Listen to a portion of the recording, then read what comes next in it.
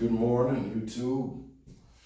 It's me again, back to demonstrate a couple more exercises that'll help condition your lower abdominal muscles and activate some calorie burning in your quads, focusing on the legs, midsection, even hips. Today, of course, we have another special guest, Mr. Chair. Mr. Chair can be found in many homes. Isn't an expensive piece of equipment, so with little to no equipment, this is some exercises that you can do that'll help develop your abdominal muscles, your quads, and allow you to work on some flexibility if you're having those issues. Also, we're gonna focus a bit on balance today. So for anybody that's beginner and not intermediate level as yet, you wanna place both hands, not pressing any weight, but on the chair, and you want to take your time alternating legs. You can set them right center behind the chair. You can go shoulder width apart.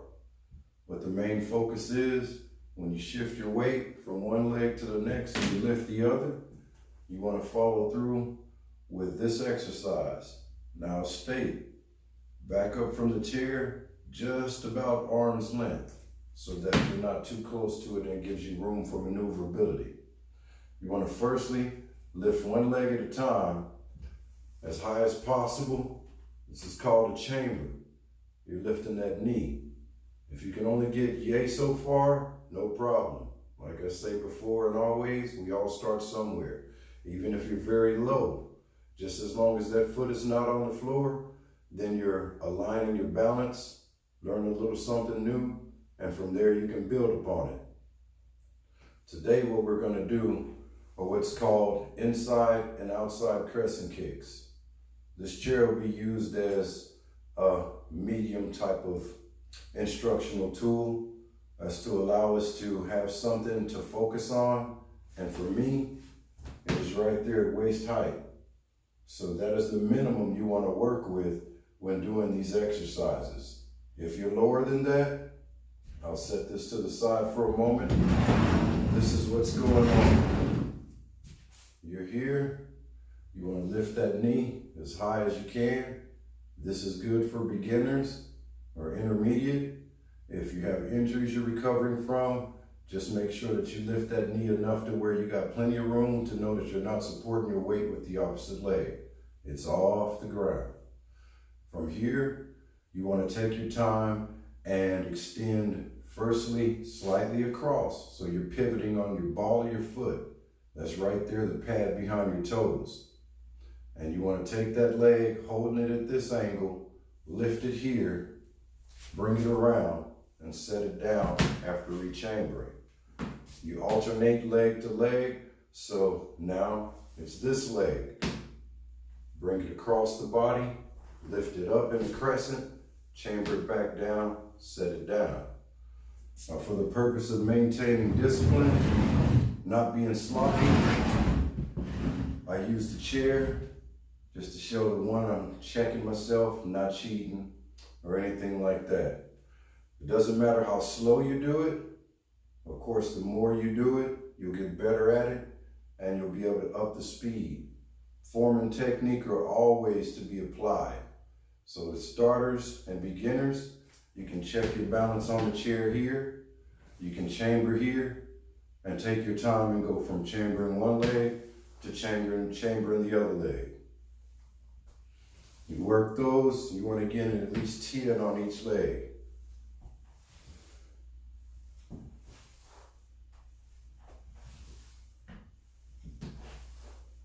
Again, I'm not putting any weight on the chair.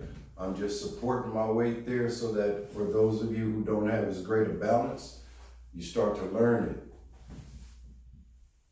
For the intermediate, you can have your hands here. For the advanced that want to follow along, you can even get canned goods or dumbbells and hold the weights out front. The main thing is you're maintaining form. But without any further ado, finish up that 10 on each leg.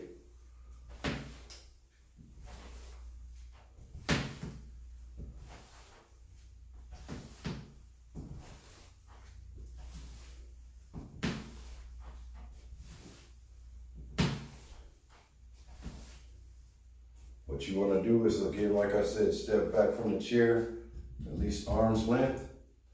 You want to chamber, kick it out, bring it up and over, set it down. That's the inside crescent. The outside crescent starts here, up and over, bring it down.